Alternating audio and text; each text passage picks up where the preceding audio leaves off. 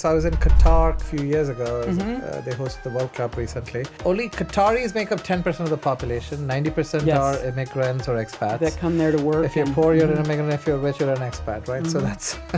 So apparently, if you in Qatar, it's illegal to be homeless. If you're a Qatari found homeless, they will take you and give you a home. If you're an immigrant, they will deport you, basically. Right, So, right. I mean, that's the other extreme of people trying to clean up the country. The compassion technically knows no bounds. And where do you draw the line? Gotta be there.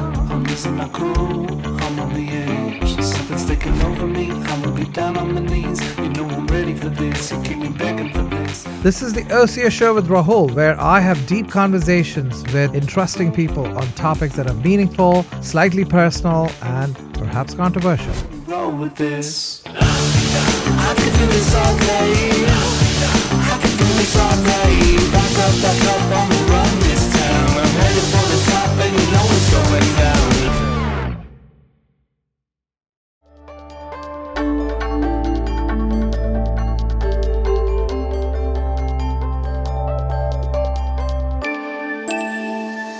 Well, welcome to the Ocio Show with Rahul. We have Jeanine Nicholson with us today. Jeanine was a former San Francisco fire chief, and we're delighted to have her here. So Jeanine, 30 years as a firefighter? Yes, 30 years. And was it an intense life, those 30 years? It was an incredible opportunity. I mean, I thought I won the lottery in 1994 when I got hired, and just the experiences that I had over those 30 years were like nothing I could have imagined. And then the last 5 years as the chief of the department was pretty intense. I want to go into some of the origin stories and all that for your firefighting life. So you joined as a firefighter in San Francisco. I know you're from East Coast originally. Were you a firefighter there in the East Coast, or you just picked it up in San Francisco? No, I wasn't. And in fact, growing up in the 60s and 70s, I had no idea that women could be firefighters until I moved to San Francisco in 1990 and discovered it here, and it was kind of a perfect fit. Yeah. When did you probably know this is a legend in your profession. Who was the first female firefighter in America? Do you know? Well, I know Lily Coit was... in San Francisco? Yeah, she was part of the department. I don't know how much actual firefighting she did, but yeah. This was in what, 50s or 40s or 60s, or do you know when? In the 1800s. 1800s, okay, wow. So it was back in the day. our department became not just a volunteer department, but a full-fledged department in 1866. So, got it. Sometime in there, yeah. Yeah. I mean, how fit do you have to be a firefighter? Is that one of the... You train as in the military, or I don't know, Navy SEAL? Like, I mean, what do you need in terms of, the levels of fitness, generally speaking? You need to be pretty darn fit, and yeah, we are a paramilitary organization, so everybody has to do the same stuff, no exceptions, and no gender exceptions. No, and it's hard work, and it is so you better be in shape. And fortunately for me, I liked working out, but it's important to stay in shape your entire career. Do they test you on your physical abilities every now and then? San Francisco does not, but not on your physical agility. Do they test us? I mean, everybody does drills all the time to make sure you're still, good to go, just like a professional athlete will go out and, no, we do not have a yearly physical like some departments do. Yeah. Some departments do, and that's mostly because labor didn't want us to have one. I see. Mm-hmm. So what if, can you let yourself go once you join fire department? Like, is it... You could. Could you fire somebody on that, or not really? I mean, I've fired people on incompetence, but what's going to happen is you're going to get injured, you're going to get somebody else injured or killed. So for the most part, people take it pretty seriously. There's always a couple in every group, but for the most part, people really do value fitness. I mean, as a chief for the last 5 years, could you take it easy, or do you have to be fit as well? I mean, I'm not talking about people on the front lines. Like, is that... I mean, hopefully over time you get a pass on some of these things, I'm guessing. Well, I didn't have to do all the things that they were doing out in the field, but fitness is also sort of a mental health thing for me. So I remain doing it my entire time. Got it. How so you call it the place where you call it the firehouse, right? Yes. The place where you, I guess, live as well as a firefighter. How is the firehouse life? Like, give us a day in the life of a firehouse. So different firehouses have different personalities, different regular members there, different neighborhoods and the like. So typically, the day is from 0800, 8 a.m. to 8 a.m. the next day, but people will typically come in around 7 a.m. So the crew from the day before doesn't get held over on a long call or something. The first hour from 7 to 8, you just kind of hang out and you get all your equipment ready to go and hang out at the big kitchen table and have some coffee and, talk with everybody. And then after that, there's a roll call where the officers make sure everybody is there. Here's your positions. Here's what we're doing today. And then everybody goes and does their part in the firehouse. So if you're a driver, you're going to check the engine or the truck out from top to bottom, make sure all your equipment's good to go. If you're the EMT or the paramedic, you're checking all the medical equipment. Everybody else is cleaning the firehouse from top to bottom. And then there's one person who is the cook for the day. And so they will go in the kitchen and look That like rotation duty or something? Yes, it's a rotation. And they'll look and see what's what in the kitchen and decide what they're going to make. And then at some point that day, the vehicle that they are on, whether it's an engine or a truck, will go shopping. So go to the Safeway, go to the Costco, wherever, to get all their Is there a typical number of people in a team in a safe house, or is that varied based on the location? So it is based on the equipment that is there. For example, Station 28, which is in North Beach, only has 4 people. It has one engine. It's a very small station, has 4 people. In the Mission, there is a triple company there, actually quadruple. There's an engine, there's a truck, there's a rescue squad, and there's a chief. So there are 18, 20 people there a day. And so in the morning, you can imagine how crowded it is and loud it is and everything. So the 18 rotate every day? Yeah. Or basically. So there's a crew of 36, or like how does that work when it comes to staffing and all that? No, so there is... The way it used to be done, there was an A, a B, and a C shift. Right now, it's a little different. But so if you have 4, 8, let's see, what do they have? 13, 14, 15. So 15 people say they have there, right? So there will be at least 45 people at that station, at least.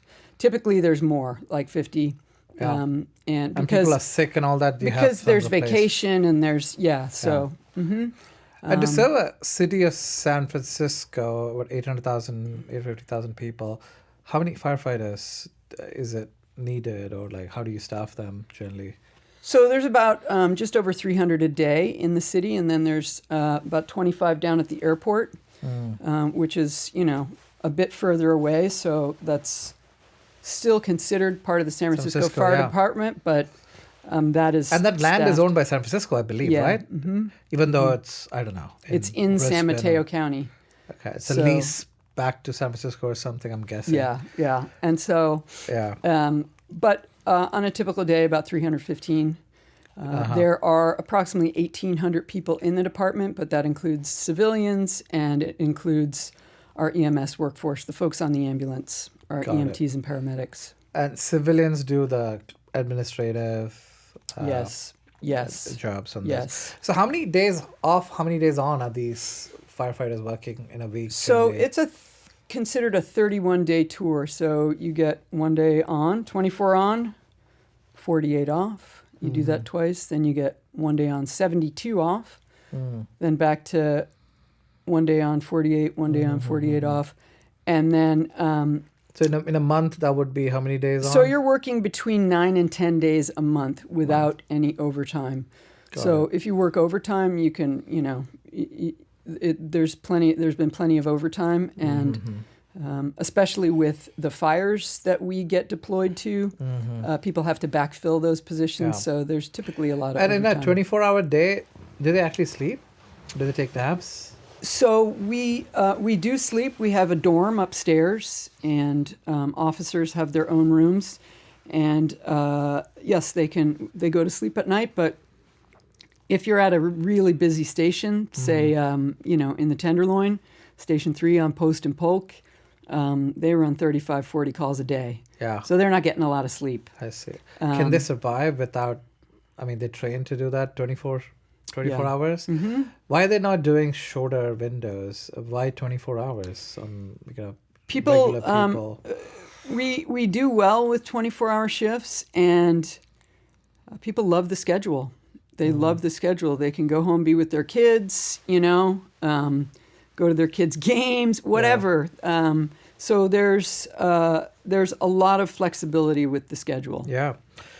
What's in your history with San Francisco Fire Department? What's the most gruesome fire incident that you've dealt with? Well, I mean, have I seen burned bodies? Yes, I have. Yeah. Burned Or animals. like just horrific. I mean, I'm sure some people who worked in New York will say 9/11. I'm guessing based on Oh, their absolutely, tenure. they would. Yeah. But something like that in your career, in your life. No. Right before I got in, there were quite a few kids killed in one fire, and I know guys took that really hard. But one fire that I was at that nobody died, but 6 of us were injured. It was an arson fire. Someone had poured an accelerant into the floorboards and into the ceiling space and lit it on fire. And, we got there at 1 o'clock in the morning or whatever it was, and it wasn't going out like a regular fire. And 6 of us ended up going to the hospital. One of our guys was critical. And But inhaling the fumes or? Inhaling, not just inhaling, but having his mask knocked off and inhaling superheated gases, so burning his lungs, his airway.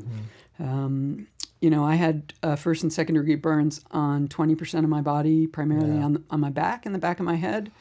Even with the gear and all that? Yeah, other guys got burns on their ears. But I mean... Are these gears supposed to be like fire resistant until a certain degree and all that? They are. However, if you are in a fire, you're invariably going to get wet.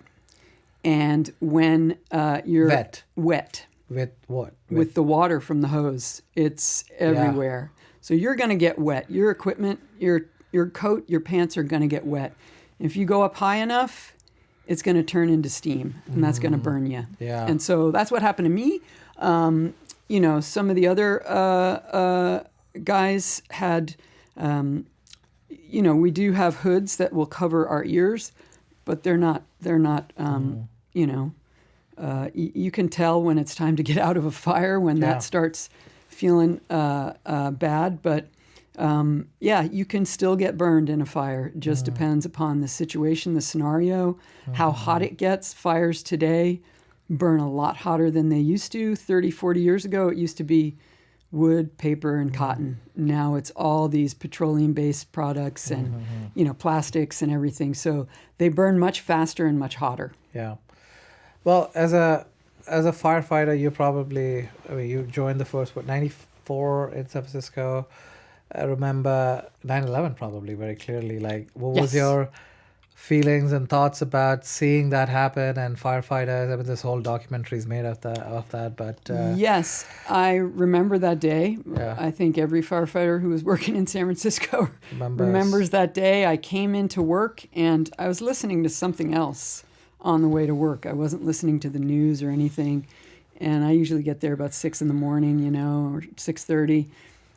And I got there 6:30 or something and walked in, and they had it on TV. And so we were ordered to close all the firehouse doors, you know, the big apparatus doors that day. And Because of a similar potential threat, or yeah, security, just security, Yeah. because nobody really knew what we were dealing with.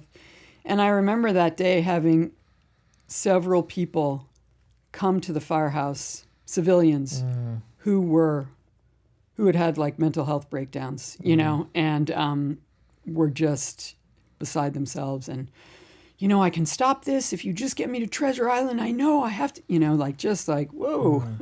yeah. So, but I remember, I remember Did it you very well. did you like what profession did I choose, or do you were like, okay, this is why I'm in this profession? You know, seeing 9/11, if that happened in San Francisco, or you know, in your watch, huh? Yeah, I mean, if it happened here, it happens here. But you know, I understand what I signed up for, and Yeah. it was to be of service, no matter what that meant.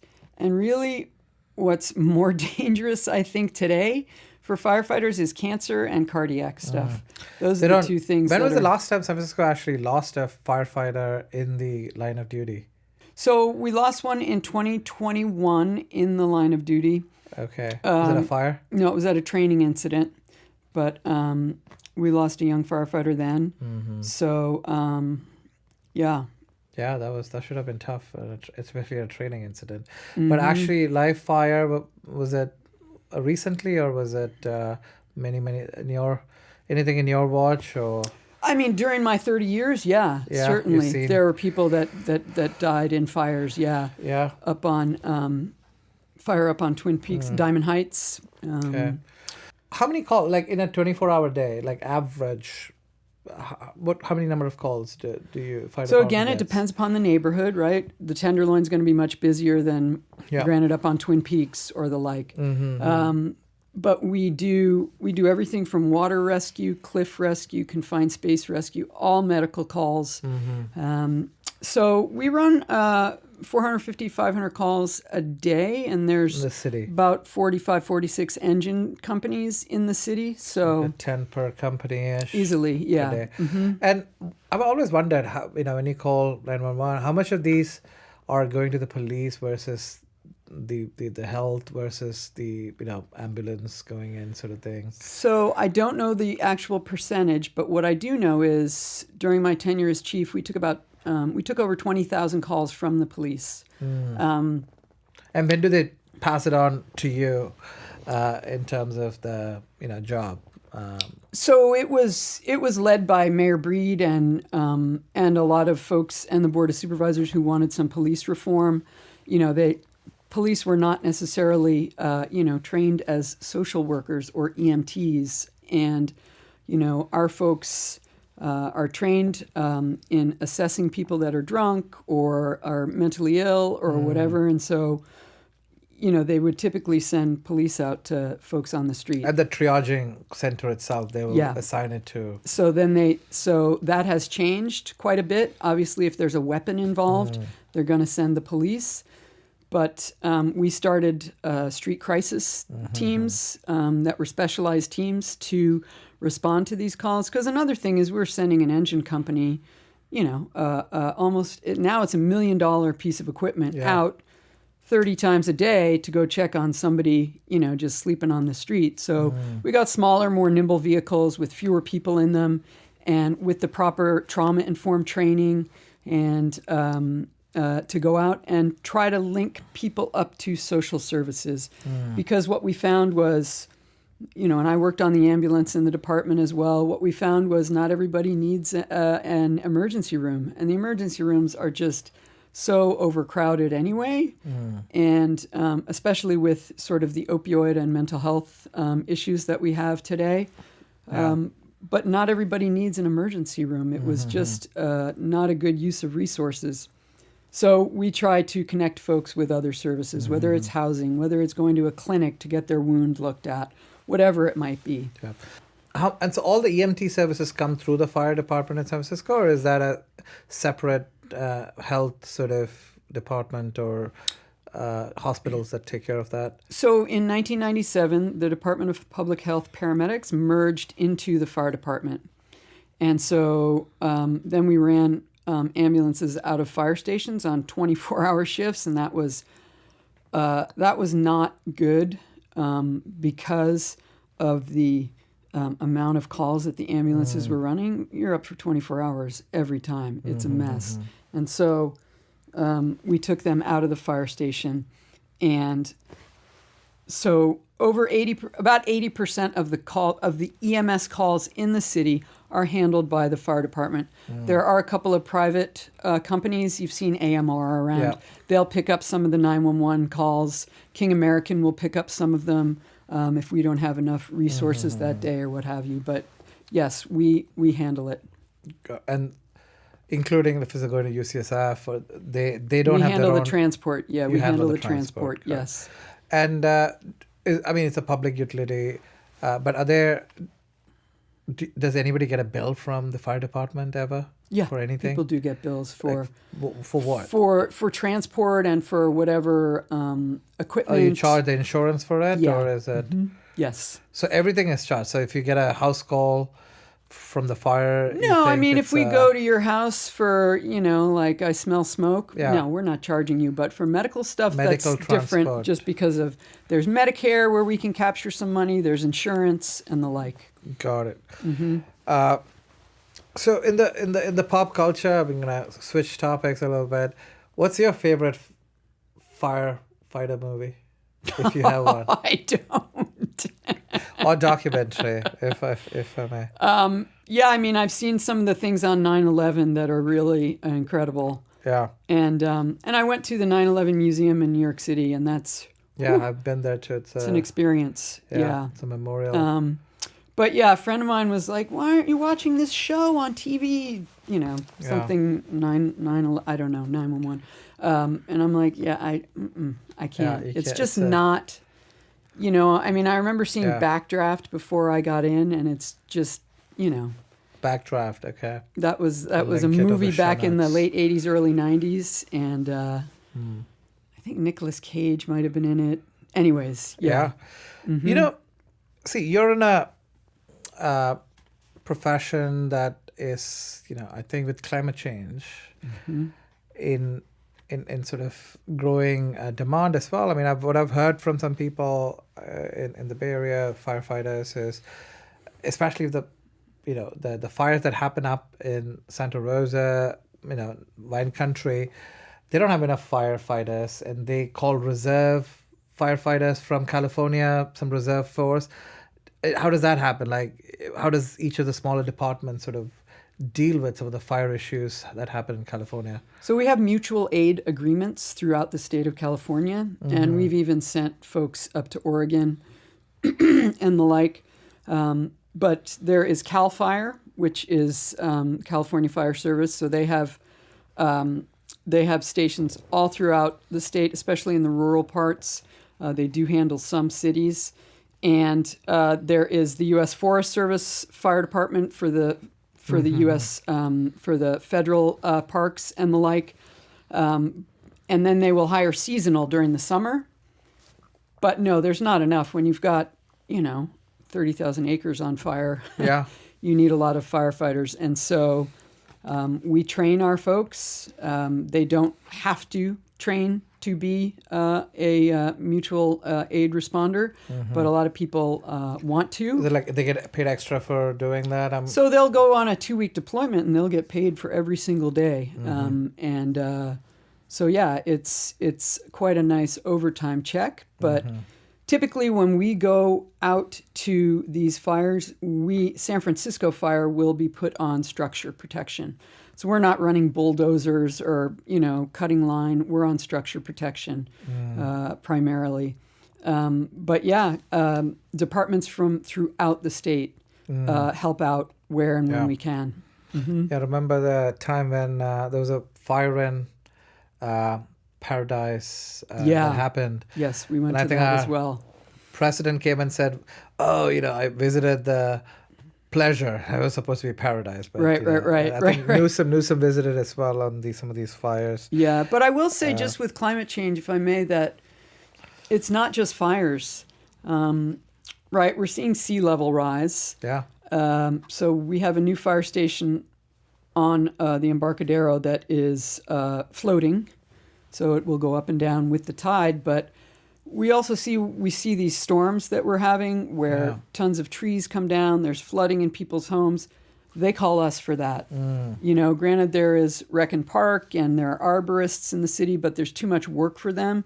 So we run a Yeah. ton of calls on days like that. Yeah, like also the tsunami warning recently, Yes. a couple of last week. Like, who's responsible for that? Like, who's helping out the public? Is it the fire department? That Yeah, sort of, so we sent companies out to all the waterfront areas in the city to Yeah. clear the beaches, to clear the streets.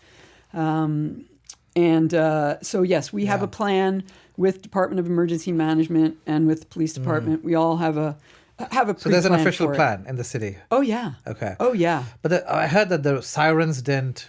So the sirens were decommissioned sometime within the last 5 years because they're so old It's that all somebody antiquated, yeah. somebody figured out how to take them over Yeah. and was just It was messing great with because them. everybody got Yeah. just have to contact Google and Apple, and then you have And it on then your we phones. were in the process of working out getting them redone with DTIS, Department of Technology, in the city, and money. It always comes down to money. Yeah. And so, and then COVID hit, and then, yeah. So, issues facing the calls. The number of calls you said 10 calls per station or per maybe. How many of these are like homelessness calls that come in? So we've had up to of all of our medical calls, which is about 75% of our calls. We've had up to about 20% of it. Are these like homelessness or opioid calls? What do you say? They're both. They're And typically probably both. interlinked as well. Yes, a a little bit. lot of them are interlinked, but what we also found is that plenty of people who are hanging out on the streets, who are sleeping on the streets, are also housed. They just want to hang out with their friends on the street, so they set up a tent and. But They're about, housed in the city somewhere. yeah, yeah, and so, I know the city started cracking down on that a while back, but about 20% of the folks that we have dealt with Have some pretty sort much are unhoused, and I think it's similar or possibly even a little more with opioid stuff. Yeah. There were some new rules around homelessness, and is there a separate task force that's coming from the governor's office to help with that, or is that still on the fire department? So there was a task force sent by the governor to help crack down on opioid sales and distribution. There was a task force put together by Mayor Breed of Fire Department, Department of Public Health, Department of Homelessness, Department of Emergency Management. And we had a team, and we would all go out and address major encampments. And we always offered services first. We offer services. We are a compassionate city. And the majority of time, people don't want services. What kind of services? Housing. But where do they house? I mean, is there a place to house these people? So either in a shelter. A lot of folks during COVID got housing in hotels. So paid folks, for by the city, or it was paid for by the federal government. Actually, we got reimbursed by FEMA. But we would offer people. A lot of people don't. I don't want to go to shelter. They have rules. I can't do drugs in the shelter. And so anyway, so we had a task force, and police were also part of that. They were there to keep us safe, and take action if any ever needed to be taken. And we had our street crisis response teams out there trying to get people, hey, let's get you over here to this clinic to get this whatever taken care of. Let's go get your medication. We have transported people to to get their medication and then to go into rehab. We have gotten people on a medication called buprenorphine, which is so folks can get off opioids. So the fire department was super involved and still is involved in all of that kind of work. And it is, with fentanyl, it's like nothing I've seen in my career. Nothing I have seen. Is that very prevalent in San Francisco, you think? Fentanyl?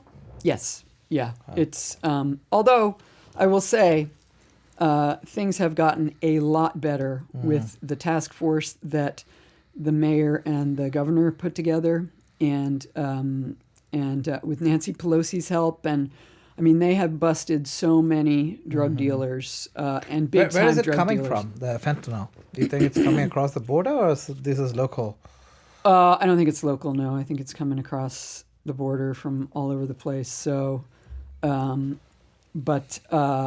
is it true what they say, like a very trace amount is going to be very lethal for people? Yes, a tiny amount of fentanyl can And you kill don't know whether it's laced with other drugs or not.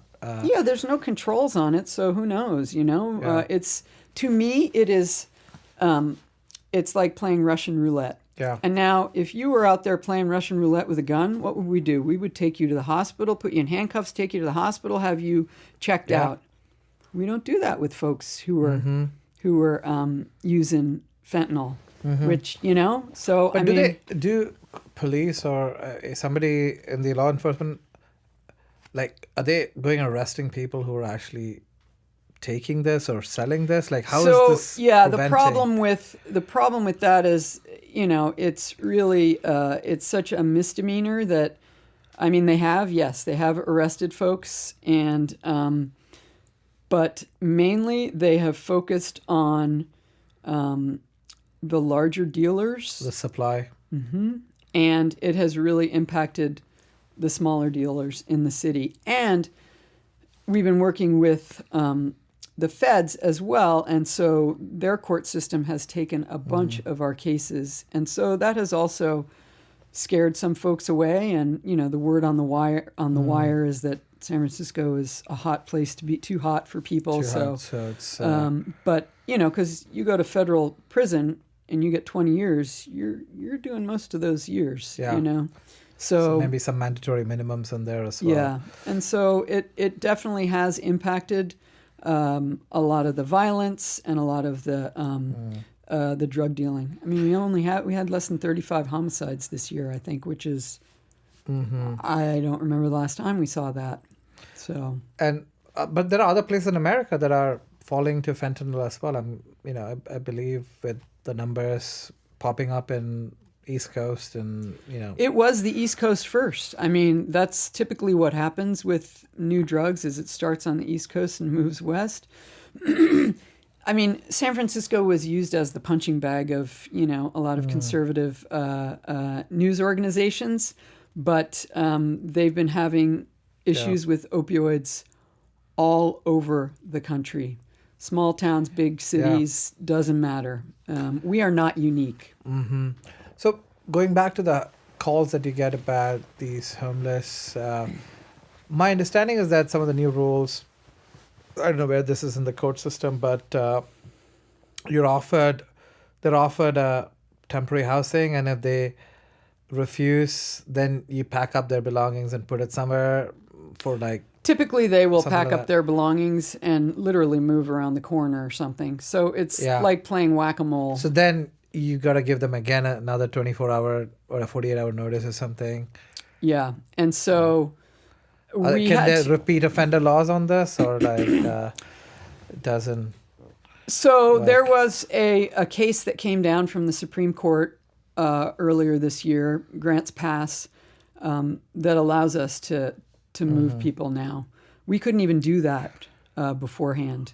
But Was it just in San Francisco or just anywhere in the country? it was anywhere in the country. There was a lawsuit out of Grants Pass, Oregon, and the court up there ruled that every municipality, city, or town has to have enough housing for everyone that's on the street, or you can't move anyone.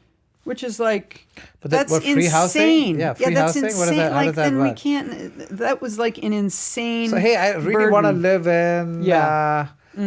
Manhattan. Right, I'm going Let there. me go be homeless in Manhattan. Right? I'll get a free place to live. Huh? Yeah, so that was overturned, and so then we were able to start moving folks. And again, it's But where are these people going when where are you moving them to? some of and them all will take services, some of them will, a lot of them will not, and they just move to another block, another corner, another area.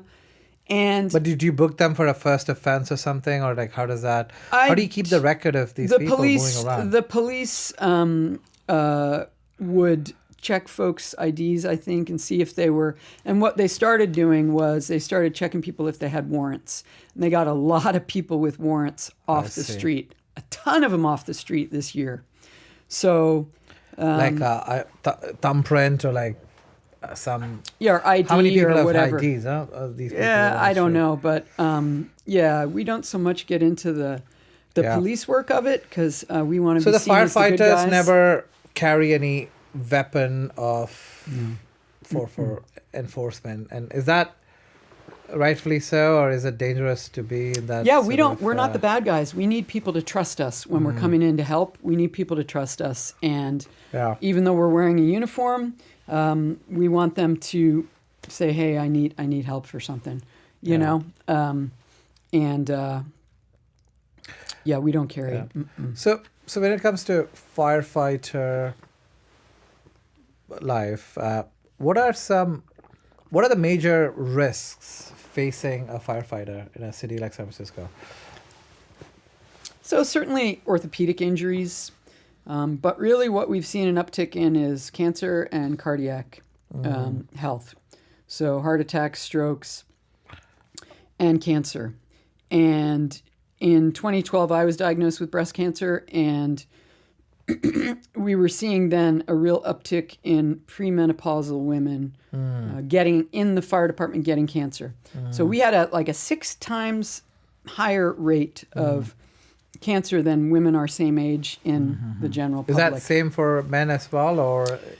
Men were getting different kinds of cancers, but yes, the cancer rate increased for them. And again, it's all these, it's not just wood and paper and cotton anymore. There's so many toxic chemicals that are not regulated, and so that's really that's how one do of the you main prevent ones. something like that for being a firefighter and you're going into the wild and dealing with all this fire and fumes and all that? Like, how do you prevent something like that? Are you talking in San Francisco or out Or in any the- fire departments who might have similar plight of cancer occurrence? Yeah, and so we've changed and put in new standard operating procedures and policies and the like. When I came in, we didn't even wear our turnout pants, our big thick pants during the day at a fire. We just went in there with wool pants, and you are absorbing all that All those stuff stuff, through yeah. through your skin, right? Yeah. Because when your skin gets hotter, it It absorbs more. absorbs more, yeah. So we changed that. We also started decontaminating at fires, wiping stuff off of us, hosing down our equipment that we're wearing and using.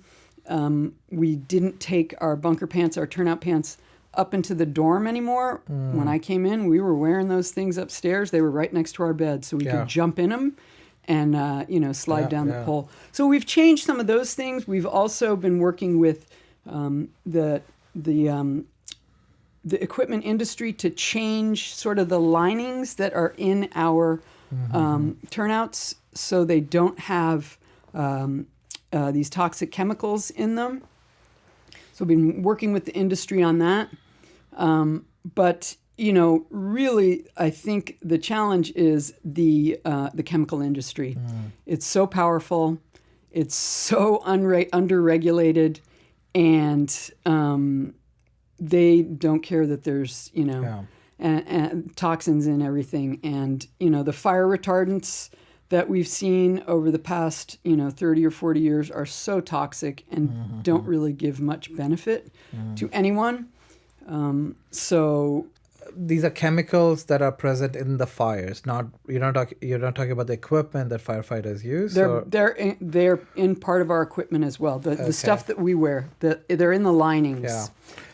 To protect us from Are these the bought other from toxins. like some very few suppliers giving this to all the fire departments in America, or like you have your own sort of relationships with particular people who you buy these from? There are several different companies throughout the United States that we purchase this stuff from. But if you go to Europe, they don't have this stuff in their gear. They don't need it. They don't have it. But we do. And, and the fire service with legislators throughout the country has been fighting against this for well over 10 years.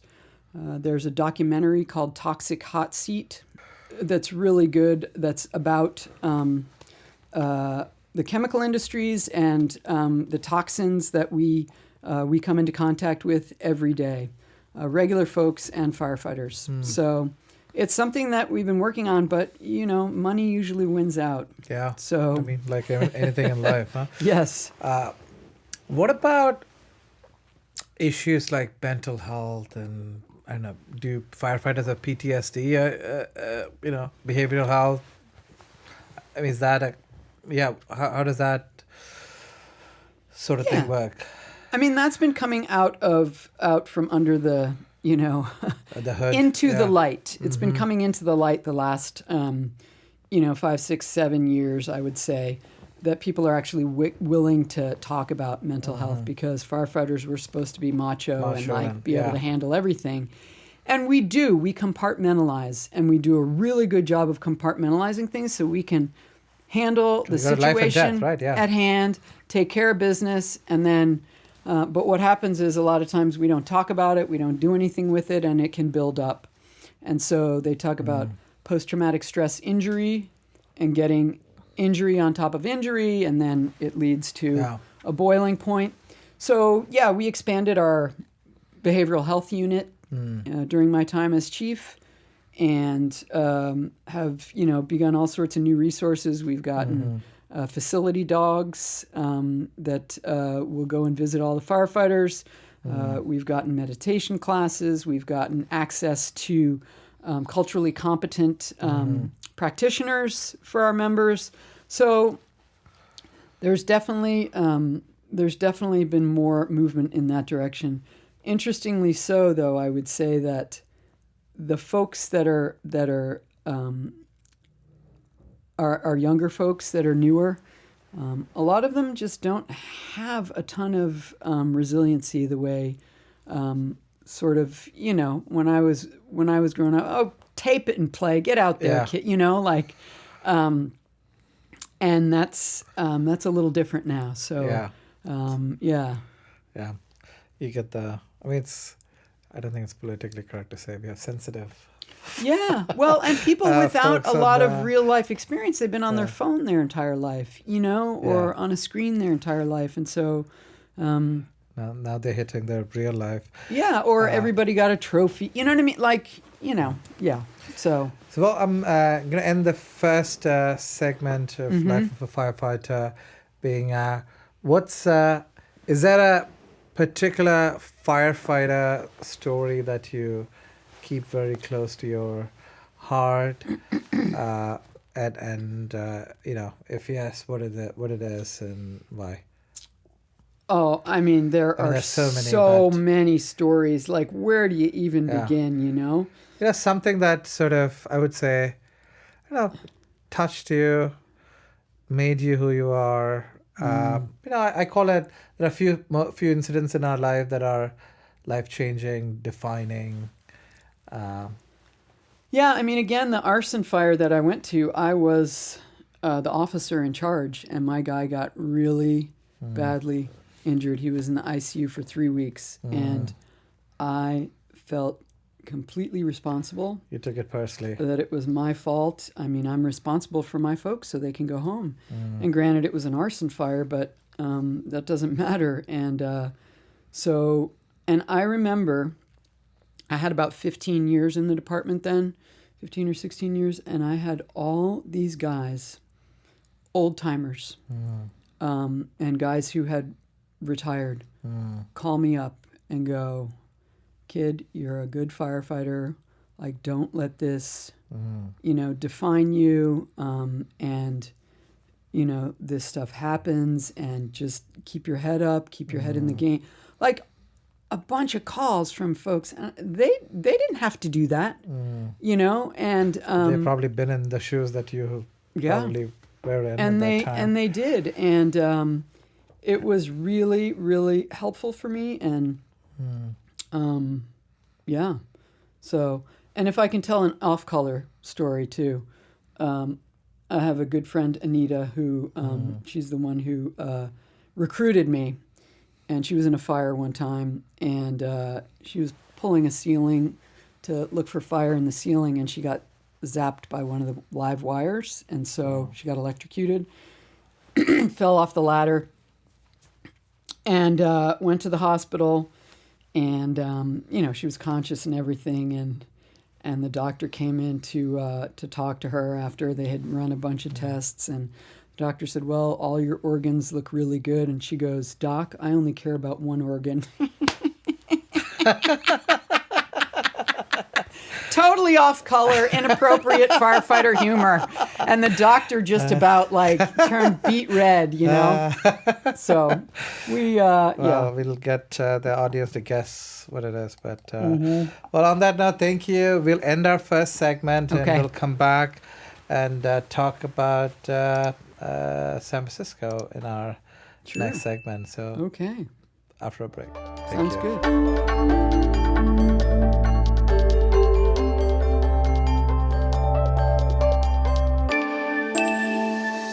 Well, welcome to the second segment of our conversation with Jeanine. So Jeanine, let's talk San Francisco. Yes. So you moved here from New York? Boston in 1990. Boston, 1990. So East Coast, 1990.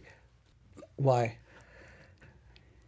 It was really hard to be queer back there, and I had a lot of friends that were out here, and I had visited out here, and it seemed like of course, San Francisco is the most liberal city, but isn't Boston supposed to be very, I don't know, liberal and... Boston likes to think that it's liberal, but... Not really. No. And, and in the late 80s, I mean, being gay was not necessarily cool. I did my grad school in Boston, and somebody who lived there their whole life was like, hey, Boston is like San Francisco, a small city, but just more racist. Like, I don't know. Yeah, exactly. Super racist, yes. That was their take on it, not mine, but... I would agree. So you came here, and then was fire, sort of the firefighter life, did you stumble upon it, or you always wanted to do it? So I didn't even know that I could do it because, they say you can't see it, you can't be it. And I was recruited by my friend Anita at, I didn't know her she then, was a firefighter. She was a firefighter. She came in several years before me, and she recruited me at 1991 Gay Pride. And so then I signed up and took the test. And so they had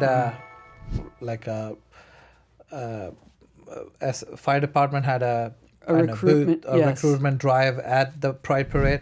Yes, and they had a lot of recruitment drives at the time because there was a consent decree that came down in the court that basically forced the city and the fire department to diversify because it was 99% white men until 1987 when they started. Yeah. What is it now in terms of the ratio in general? So there's about 15% women and it's about 50% minority. So 50, 50? 50. Oh, wow. Minority, yeah. AAPI, Latin, Native, Black. Are the women considered a minority in that 50%? No. Okay, so that's just racial minority. Yes, so there are some women in that 50%, but no. Women are 15% of the overall number. And are there, even though it's 15% women, are there more women applying, or is that number sort of very stable generally, or everybody who does doesn't get through, or like how does that work? Oh, certainly not everybody that applies gets through. It's not a job for everybody. Not everybody can mentally or physically do it. But we love folks that are college athletes. Yeah. They're like incredible fits for the fire department. So And what percentage of the people are actually San Francisco born and raised people generally? Are they out of towners generally applying for the job? Or? there are people from all over that apply.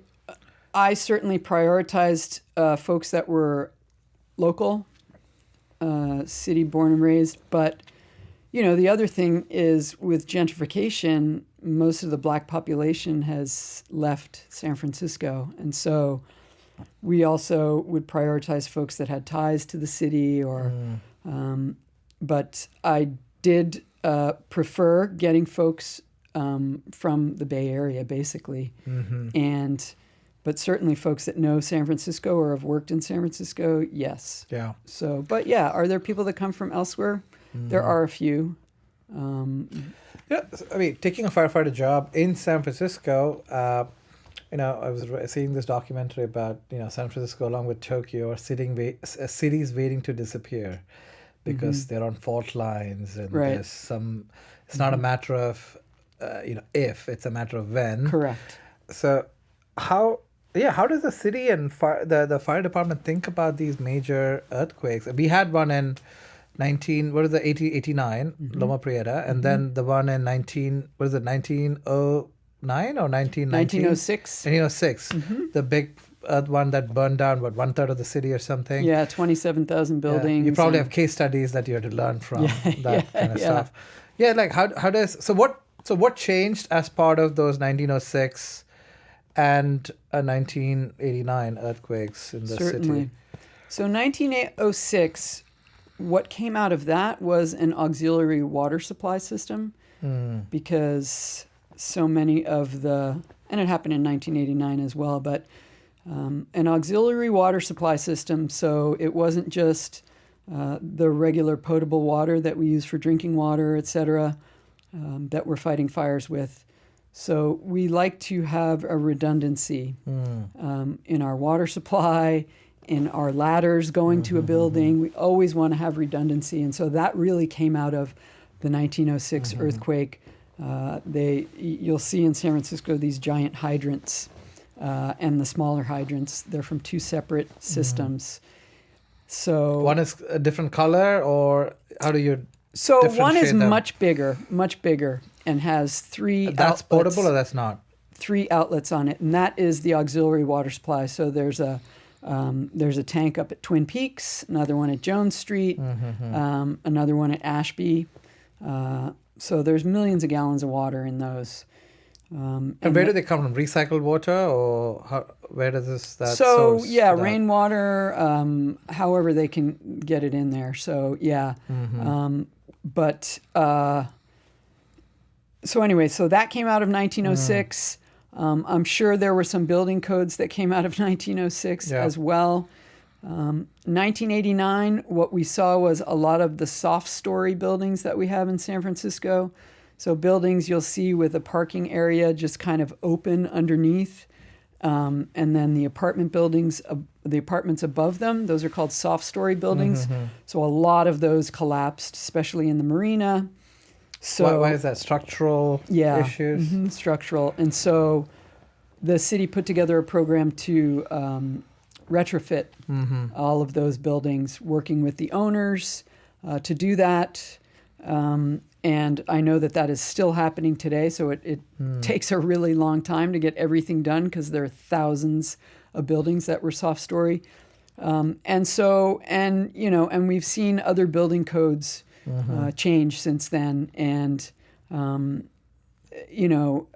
the buildings that have been built the last 10, 15, 20 years are much more earthquake resistant. Yeah. I mean, you take the new public library in Civic Center.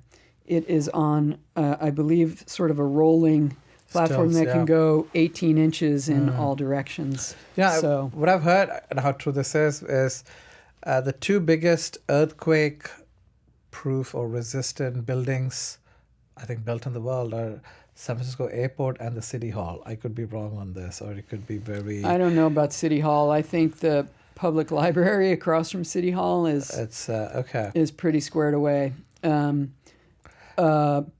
because of the building codes that we have now. And But it's not a mandate to retrofit buildings in San Francisco, or is there some funds to retrofit that the city gives? no, just for the soft buildings? story buildings, but it's not mandatory to retrofit your Sunset, Yeah. 2-bedroom home. But a lot of times when people do remodeling stuff, it can happen then. So that came out of the 1989, and all sorts of other sort of, building codes, fire blocking in between the studs, things like that, have changed over the years to try to make things safer for fire and for earthquake. So in San Francisco, in house calls and all that, the actual fire that happens, what's the cause of most of it generally? Is it like cooking, or is it like There's somebody cooking, there's smoking, or- electrical, there's some are undetermined, but certainly plenty of electrical, plenty of unlicensed electrical job or something, or even just we had one where somebody had an extension cord running under their bed, and somehow they got one of the feet on it, and it just rubbed it until it caught fire, right? So just things like that can happen. But yeah, sure, old knob and tube fire, old knob and tube wiring could be it. And, so it just depends. And, the thing that's so special about San Francisco is we have all these wooden boxes crammed together on hillsides. And so we send a multitude of resources right off the bat to make sure it doesn't move out or up. And a lot of these buildings have, earthquake retrofit stuff or earthquake code stuff in it, but a lot of the, high rises, sprinklers, all that kind of stuff. So things have gotten safer, but... Well, I do have some questions on San Francisco in general. Now that you're retired, you're not in the department anymore. You can speak freely, I think. But what do you think is the, going back to some of the earlier topics on homelessness, for example, in the city, what do you think can be done? I mean, since you've witnessed some of these up close and personal, what are solutions that work, actually? So I think that San Francisco alone is not going to solve homelessness. During COVID, we saw hundreds, if not thousands, of people coming here from elsewhere. And there were These are like homeless people, or just addicts, people. Because it's a great place to be on some sort of welfare or support. But like when they were clearing out the jails, whether it was up near Clear Lake, wherever it was, they were sending a lot of folks here. Like setting a bus here or something? Yeah, giving them a bus ticket, get on the bus and go. Wow. And that happened 15 years ago from this mental health hospital in Nevada. They did the same thing, and the city was able to sue them. But now everywhere has sent us people. And, and I went out the first, couple of months of COVID, and went out with one of my guys, and we drove around and just stopped to talk to folks that were on the street. And I go, where are you? Yeah. How long you been here? Oh, less than 24 hours. Oh, really? Where'd you come from? Oh, Truckee. They gave us tickets here. Like the Truckee city? Yeah, Truckee. So just everywhere was sending us people. They call it NIMBYs, right? Not in my backyard. Yeah, not in my backyard, yeah. And so we've seen a ton of that, and we are still seeing it today. People that just want to come here and, I can use drugs easy there, so I'm just going to go there. So I think we've seen, across the country, we've seen a couple of things. We've seen sort of the rich get richer, and a lot of middle-class people fall off the middle-class train, right? And so there's no safety net for them.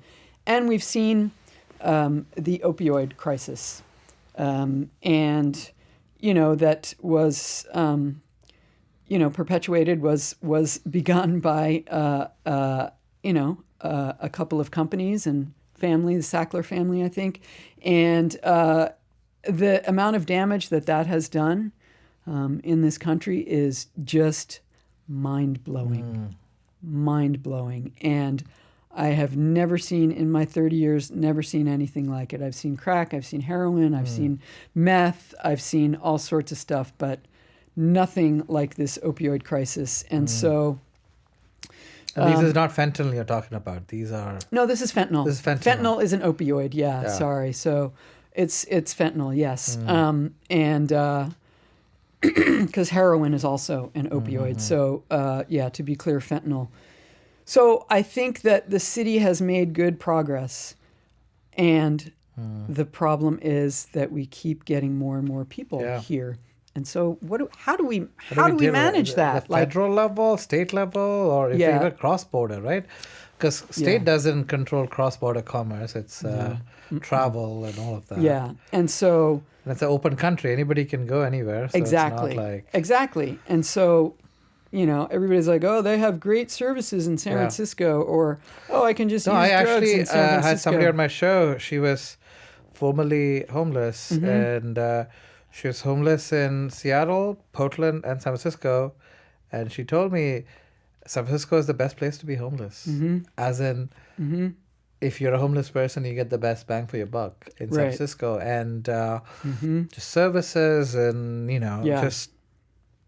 free, the organizations give you first 30 days free stay. And, this just, so it's almost like, it's a very tough problem to have. You're almost encouraging homelessness, but at the same time, you're also taking care of these people who need it. Right, and we're a city that leads with compassion. Yeah. But then it bites us, right? Yeah, where do you draw the line on these things? How do you draw the line? Like, how do you do it, So I can tell you how. So I was in Qatar a few years ago.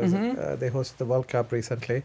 And there, 10%, so only Qataris make up 10% of the population. 90% are immigrants or expats. That come there to work. If you're poor, you're an immigrant. If you're rich, you're an expat, right? So that's... So apparently, in Qatar, it's illegal to be homeless. If you're a Qatari found homeless, they will take you and give you a home. If you're an immigrant, they will deport you, basically. Right, so, I mean, that's the other extreme of people trying to clean up the country. But where do you... Yeah, the compassion technically knows no bounds. And where do you draw the line on these kinds of stuff? And I do think we need to have some stronger laws around conservatorship, around 5115 people, about mandating people to go into treatment or what have you. Because if that's also somebody who was when you're under the influence and you're under drugs, you're not making good decisions. You're not making good decisions. Yeah. So who is making these decisions for you? Because you offered something, you'll of course say no, because if you can't have drugs, you'll sell your baby to get the $1,000 to go buy your drugs, But you will see that, other city departments and some folks in the city think that personal autonomy should be above everything. Above everything. Well, we're in America. But at what cost to that individual? And what I've seen in the city is that we are helpless sometimes. The fire department, we can't take somebody away to the hospital because they can sue you for millions of dollars. Yeah, you kidnapped me or whatever it is. And so I think that some of those laws need to be strengthened in order for us to... But we also need the services on the back end. We need the mental health beds. We need the treatment beds. We need all of that stuff built up more than it is. Yeah, you can have this and that. It doesn't have to be a choice sometimes. But you will find that public health officials in this city would disagree with me. So they would say that personal autonomy is more... Yeah, and I say when I've seen somebody with open sores on their legs and, they're mumbling at the mailbox and, they've got feces around their ankles because they just, do that in their pants. Like, that is cruel. Like, why are we, that is cruel. And I can't take that person to the hospital because, they have food, they're sheltering themselves and they have clothes on. So no, they're fine. So it's, and what I also saw in the city was doctors having to make decisions like, okay, I have 5 people here that were 5150 that were taken in by ambulance to be held for 72 hours. I only have 2 beds. So what am I going to do? All right, you 3 are not as bad off as these 2, so we're going to put these 2 somewhere. And while Mayor Breed has really worked hard and added a whole lot of beds, and it's just, we're swimming upstream.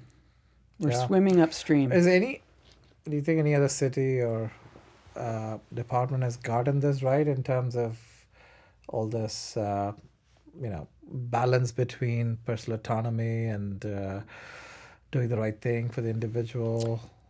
No, not that I necessarily. necessarily. Is there a good model around the world for handling this? Yeah, I mean, some places will criminalize, criminalize. But that can go the other way way too, right? Yeah, and then we fill up the prisons, and it's like, this is stupid. Like, yeah, and it's typically, poor folks and brown and black folks that end up in the prisons. And so I think there needs to be, more sort of mandated social services. Like, you are going to rehab. If you don't go to rehab, you cannot stay on the street.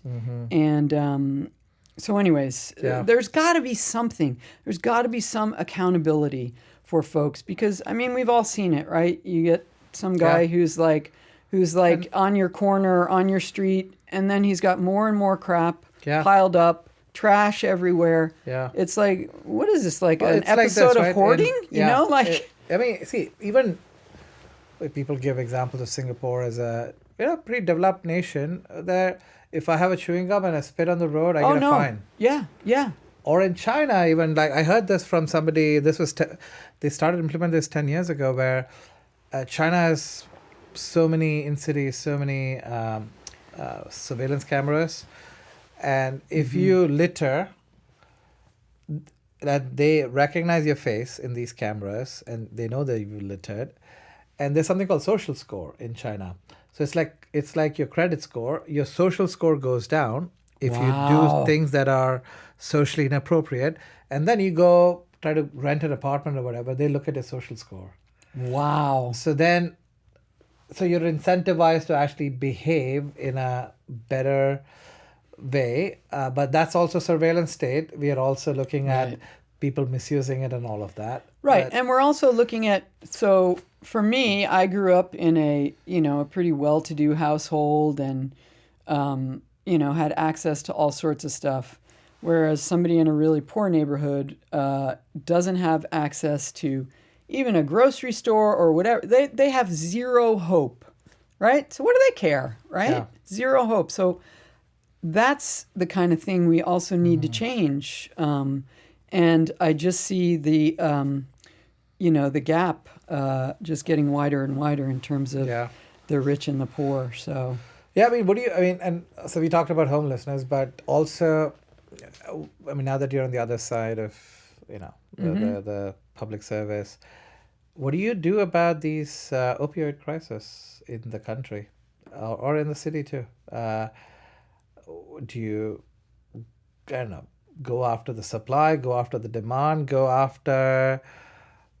Well, the city has done a really good job in the last year and a half of going after the supply and going after the dealers.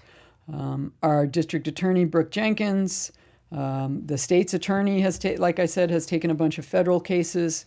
The police, working with CHP, working with the National Guard, working with the FBI and the DEA, they have all come crashing into San Francisco and really put a dent into a lot of this stuff. I can't remember what it was, but it was like 330 kilos of drugs that they had seized in a particular time frame over the year. And, so they're doing incredible work, and things have changed, and the opioid deaths have gone down. Okay. So we're doing some things right, clearly. But we cannot rid the country of inequity, of addiction, of opioids on our own here in San Francisco. We just can't. And what about going after the people who are actually taking these? You go down to 6th Street and 7th Street here, Right. Market, you'll see all these open air, yeah, people stuff. just using or whatever. Yeah. So I don't think people are going after any of these people, I think. They were for a while. Police were for a while. Part of the problem is when police go after somebody like that, I mean, the police department is understaffed, right? So they go after somebody like that. So then they have to take them, they have to write them up, they have to do all this paperwork. They're off the street, for X amount of time for what? For the guy to get a fine, or, you know what I mean? Because he's not going to jail. It's a misdemeanor. I know they did start, and I don't know where it is at now. They did start doing that with people, and once you got a certain number, like, all right, we're charging you on a bigger level now. But, there was a lot of pushback from people. Oh, you're criminalizing addiction. And no, we're not criminalizing addiction. They're criminalizing illegal drug use, right? And so, but what do you do? Do we want to put the police officers, make the cops do that when they could be, going after the bigger fish? Like, Yeah. I don't know what the answer is, but I do know under Mayor Breed, the city has made some real progress with the programs that were put in place. And I mean, I remember sitting in meetings with her once a week sometimes, once a day sometimes, and she would get on us, like, and just push and push and push. This is what needs to be done. This is how it's going to get done. And I mean, she was passionate about it, and and she also reached out to Newsom and to Pelosi and asked for their help, and it has made a difference. It has, and I know it's still not where I personally want it to be. Yeah. It's not where I want it to be. Do you think it was like, a day late on A dollar short? $1 short for her because, with the election results and all of that? Yeah, so no, I don't think it was a day late. I think that people have really short memories, and I think that Daniel Lurie spent $10 million or whatever he spent, and all of the other candidates combined did not spend that much money. Apparently he had, 24 folks going out into the Chinese community, and, they were paid full time by him. The mayor didn't have one of those. So I personally feel it was, too much money in the election, and I know Aaron Peskin's going after that. But yeah, I mean, I feel like he bought the mayorship, and some people are happy about it, and some people aren't. I don't want him to fail. I would like very much for him to succeed, but he knows very little, and he's been handed a lot his whole life. And so what I saw about our mayor was she had the lived experience growing up working class, growing up in the projects, and to this day, she's still grinding away, like doing a ton of stuff until her very last day. And I really appreciate that about her. So I think that people have short memories, and that, sometimes people are wowed by the new toy or whatever. Or people sometimes preside over, if you look at it, last 4 years, pandemic happened, city went through ups and downs. And, I go back to the 2020 national election. I don't think it's probably my personal opinion, Joe Biden, that won election from Trump. He lost it because of the pandemic. He presided over a pandemic, President Trump, that didn't go well for anybody, including him. So sometimes you preside over the winning tide or the losing tide of things, and people associated, especially the media, these San Francisco going to dogs and, all of this stuff. And hey, who was at the helm in the city at that time? And, people get dinged for, Right. as you said. Right, for whatever the media is saying. Yeah, because actually, I mean, San Francisco had the fewest deaths of any large, and the fewest percentage of deaths of any large city nationwide in terms of COVID. So, like, the city did it. Yeah, but those Great deaths job with remain that. invisible. The closures remain very public. Yes, So, correct. It's in optics as well on the city. Oh, and sure, media. absolutely. The right wing media is not kind on San Francisco too, and all these things. No, right? not at all. Not at all. And obviously, I'm very loyal to Yeah. Mayor Breed, and I have She appointed seen her you in work. She appointed me in 2019, right? 2019, and she, so It's I wanted to ask you another one. I mean, San Francisco, I read this was, I forget the exact, was it 2019, 2020, 2021, was a city with the most car break-ins in America. Like 80,000 or something in 1 year. And one year they were like on the top of the list. I mean, is that, I mean, did you guys have to deal with that? Is it mostly police that's who are mostly dealing with police. these? Mostly police. Yeah, Yeah, I mean, it looks like it's come down a it's bit. come down a lot. Yeah, It's come is down it a lot. certain laws Yeah. they enacted, or Yeah, and certain things that, Mayor Breed has had a board of supervisors that did not agree with her most of the time. And so when she was trying to move things to a little more law and order, they were like, nope, we're not letting you. We're not letting you have cameras. We're not letting the police have anything.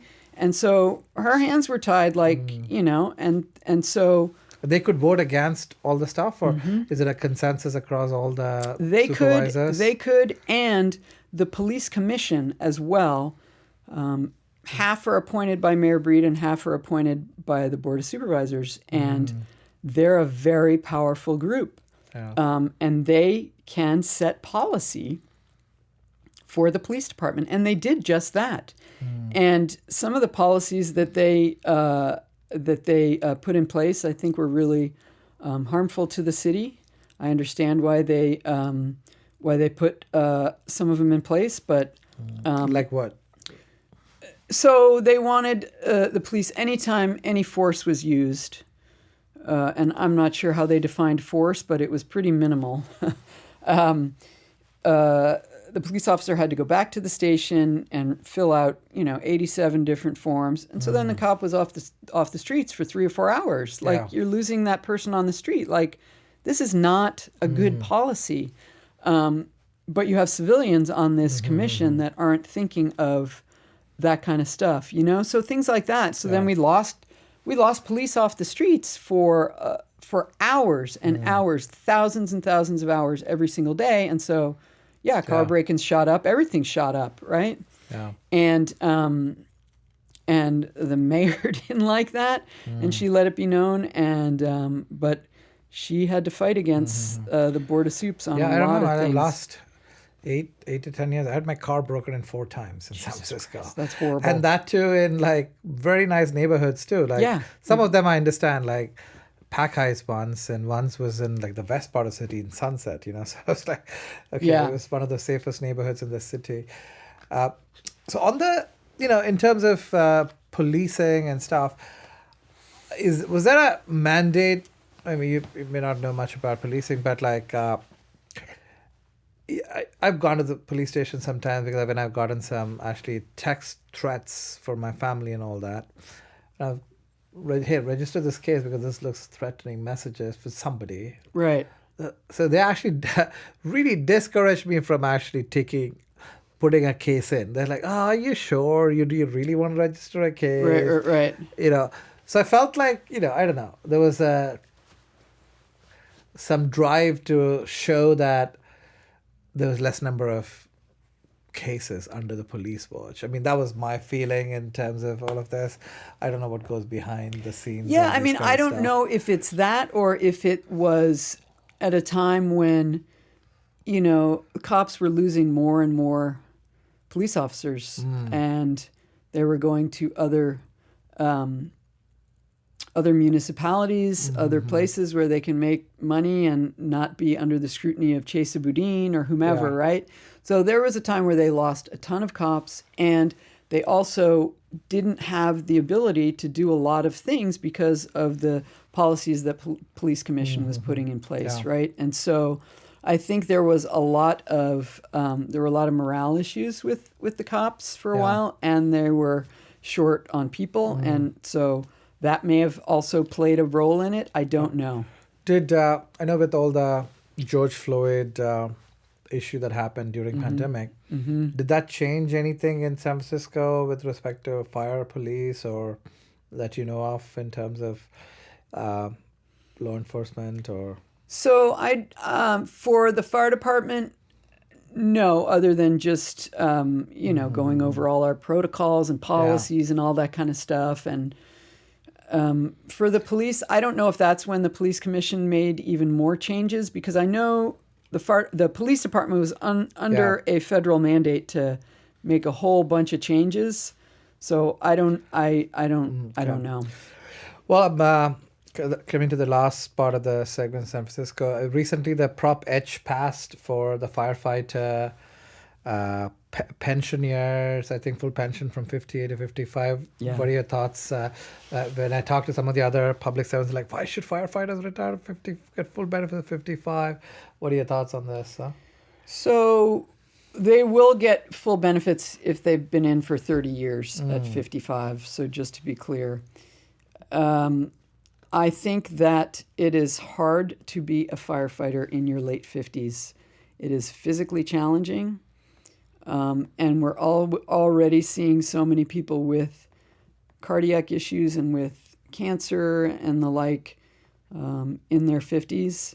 So I understand people's desire to have that as well, but most people's bodies are broken by the time they're 55. Yeah, what do they do? Are they still expected to compete with like a 20-year-old firefighter at that time? Yeah, I mean, not compete, but you have to do your job just as well. Yeah, you have to do your job just as well. And certainly you have the experience that will help you be able to do things smarter. But you've also had injuries over the years. You've also, if you're in a station where you just get woken up in the middle of the night time and time again, you get that cortisol dump in your system. You get, the stuff that impacts your cardiac system. So it's, I think it's a young person's job, frankly, Yeah. They have all the energy and, body to waste. Yeah, exactly. Exactly. Yeah. Well, on that note, we'll end the segment here and we'll come back after a break. All right.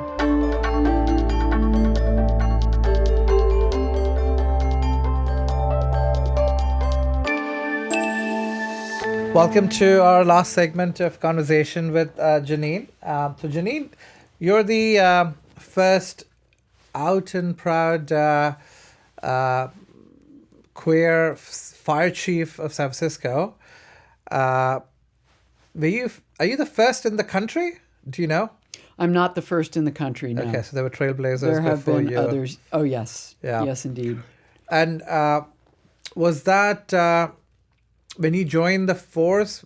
Were you out, or was it because you're in San Francisco? Was that okay, or was that thing back then, or? I was out then, and it wasn't really a problem in the department. Yeah. It was, being a woman was a problem for a lot of people. Yeah. Being in the department as a woman, but the whole Yeah. gay thing, no. Oh. I think now some people are like around trans stuff, probably. Yeah. But Yeah. How did the department? How did you view it? How did the department view it with respect to, trans and all of that? yeah, we have the department and the city. We have policies in place to protect folks, and that's what we continue to do. And we also continue to educate our people, and so and there's always going to be some jerks around, unfortunately. And so the leaders in the department have to nip that. They've got to get nope. Yeah. So I know there's acceptance. You're in San Francisco, but is there an active recruitment efforts for people who are diverse and people who are, look different, like different people, and all of that in the city, or is that more hey, well, take you if you qualify, or I don't know what is the So philosophy? yeah, on we this, do huh? some recruiting, certainly, and out of our diversity, equity, and inclusion office, and so we want to go to diverse populations and different folks, and so we certainly go to sports teams. You get some good diversity on sports teams, and What are the other sports generally people come from on the firefighter side? Is it like baseball, football, everything, or rugby. all kinds? I mean, we have a U.S. national rugby player. We have several NFL folks, several college football folks, and baseball and soccer, Yeah. basketball. We've got a bunch of folks that have played, women and men that have played basketball overseas. So everything, and it's really a good fit. And these folks join after their college, or Yeah, do you after need their college or do or- you need high school? You just need a GED. You don't need college. But and so we do see folks coming after college and after a little bit of their professional career that they may have had somewhere too. So, 29, 30-year-olds. And they're a great fit. They Yeah. know what it means to work hard. They know what it means to work in a team environment, and they have that resilience.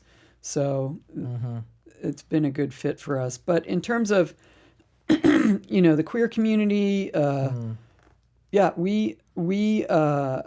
we recruit all over the place, and we make it known that we are a diverse department. Inclusive, yeah. So Yeah. and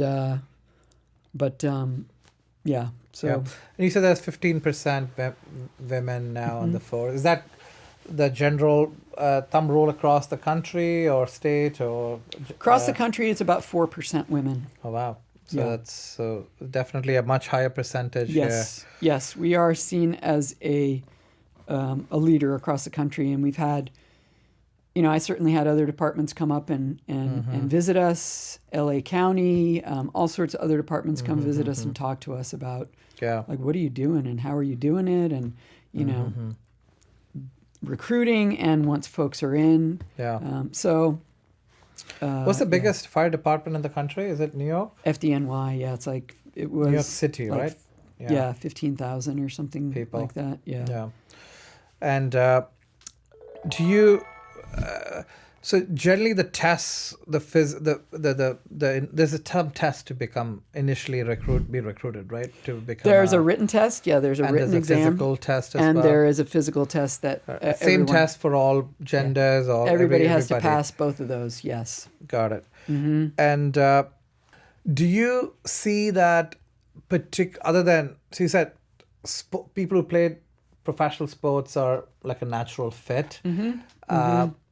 Do these people generally end up taking police versus fire versus going into the military? Is that or is the same kind of people that feed into all of these physically? Yeah, I mean, in demanding San professions? Francisco in particular, we have many more people applying than police. So, and You I think it's a it's reputation. yeah, I mean, I think or it's harder to be a cop, right? And more dangerous probably. With, yeah, certainly. And certainly, when Chesa Boudin, it was like, yeah, what was the deal with? he was going after cops, and so Because of people are the- like, I'm not doing my job if I'm going to get. Yeah. So that was but I think that the police department has also done a good job the last year or so recruiting, so they're doing better. But what is the joke? It's something like, what's the difference between a police officer and a firefighter? Is it the difference, or what do they have in common? I can't remember. Anyways, they all want to be a firefighter. It's basically, yeah, that's what they have in common, right? Yeah. What do they have in common? Oh, they all want to be firefighters. And so, I mean, we're seen as, the benevolent whatever. Sure, and so do you think, I mean, I've heard mixed views on this.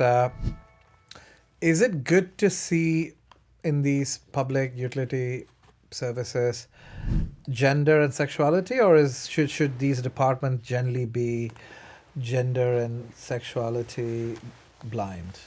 You think it's a Do you mean in hiring or hiring, just out in the world, or- promotions? You know,